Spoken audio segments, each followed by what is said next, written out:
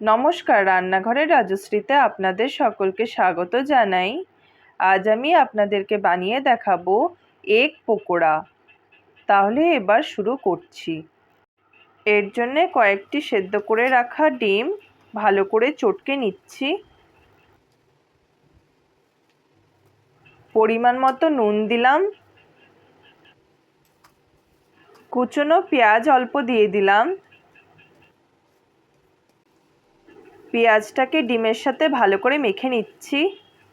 অল্প হলুদ দিয়ে দিলাম। অল্প টমেটো কুচি দিলাম। ছোট হাফ বাটি বেসন দিলাম। বেসনটা একটু বেশি দিতে হবে। এবার অল্প অল্প জল দিয়ে ভালো করে মেখে নেব।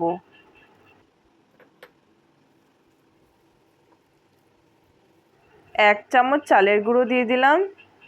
এতে পকোড়াটা একটু কুড়মুড়ে হবে। একটু লাল লঙ্কার গুঁড়ো দিলাম। এর সাথে দিয়ে দেব অল্প লঙ্কা কুচি আর অল্প ধনেপাতা কুচি। একটু মেখে নেওয়ার পর পকোড়াটা ভেজে নেব। কড়াই গরম করে পরিমাণ মতো সাদা তেল দিয়ে দিলাম। তেল গরম হয়ে গেছে, এবার গোল গোল করে পকোড়াগুলোকে ভেজে নেব।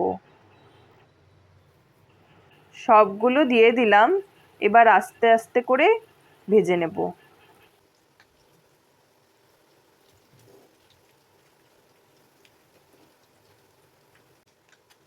পকোড়াগুলোকে মিডিয়াম ফ্লেমে লাল লাল করে ভেজে নেব।